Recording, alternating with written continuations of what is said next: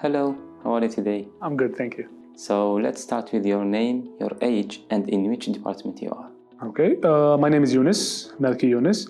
I'm 23 and I am at the education department. Okay, so let's start with the first question. So what does the educator do here in the ACO? So as an education intern, you're responsible for all the sessions that go in the ACO. You're not alone, of course. There's a team of educators that you have to work with. You all have to prepare the whole month. You have to talk about the sessions, who will take what session. It's a whole process that goes behind it.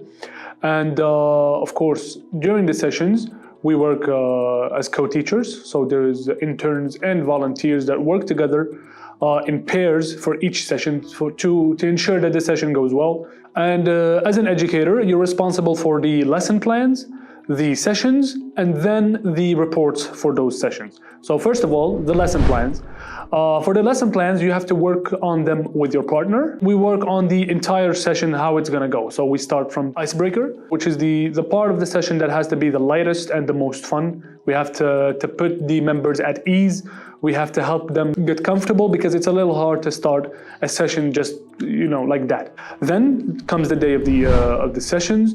We have to come at least an hour earlier to prepare the classroom, to prepare anything we have to do. Maybe we have a data show presentation. And then we prepare our session reports and we send them to the ACO. We send them in a special drive where all the educators are in there, where they post their lesson plans and their reports. So that's basically what educators do at the ACO. So how about you, like how your normal day as an educator goes?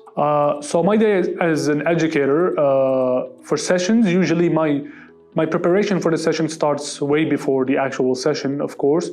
I'm supposed to have it at least a week before, but being the procrastinator and that I am, I usually just do it at most, a night before. So I prepare the lesson plans, of course, with my partner, as I said, and then we do the sessions. I try to be the most comfortable and the most fun, but always keeping that level of respect with the members. The session can be fun and more educational that way. And after that, of course, as I ask the members for their feedback, and then I just go home and do the reports for the lesson plans for the sessions.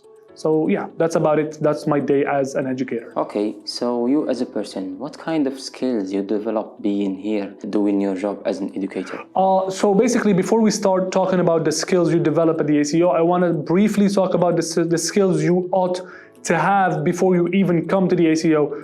As an educator, I want to specify these skills you have to have as an educator. Other departments may not have them or may have different skills, but as an educator, the most important one and the most obvious one is your English level.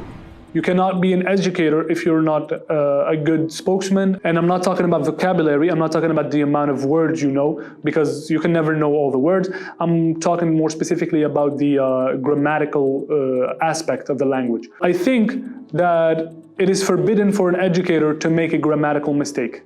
It is very, very bad because the members are here to learn from you. They see you as a role model. They see you as their point of reference. So if you make a mistake, they'll take that mistake with them and they will think, hey, the educator said it, so it must be true. So the most important aspect of your being as an educator, you have to have a perfect grammar. I'm not saying a perfect English, but you have to have a perfect grammar. You cannot make these mistakes. So now moving on to your question about these skills that I acquired from being an educator, the most important one I've learned is teamwork. Because at the ACO, it's not just education department or BMOP, it's all a team that works together. Because in one session, you need BMOP to shoot and make videos of the session. You need the educators to actually do the session. You need HR to welcome in the members and prepare them. And of course, you need the IT members to do everything that's behind the scenes that nobody actually sees. So the most important skill, I think, is the teamwork that I learned here. So now to the important question, why did you choose ACO? Why did I choose the ACO? So basically I was a member here last year, and seeing how the energy goes here, seeing how the vibe of the whole ACO is, attending sessions, attending all this variety of sessions that enabled me to see what goes on as an educator. Because seeing educators do what they do, it inspired me to to maybe even imagine what if I was there, what if I was doing it, and what's stopping me from doing it. And after thinking about it, I realized there's nothing stopping me from doing it, so why not intern here at the ACO? And I did, and I had an interview here, and thankfully I was accepted as an educator. For the future interns and volunteers, what piece of advice you could give them? Okay, sure. So as I said, for the interns that want to be in the education department, you have to be honest with yourself, because nobody knows you more than yourself. Have a good level of English, of course. Practice your English, of course. Be sure that you are able to manage and deal with stress. And of course, be sure that you are comfortable in public speaking, and that also you can transmit your ideas and be able to give them to people, because there are some people who know the idea but can't say it. So those are basically the advice that I have. Thank you very much. You're welcome, of course. And I hope you have a nice day. Thank you for being here.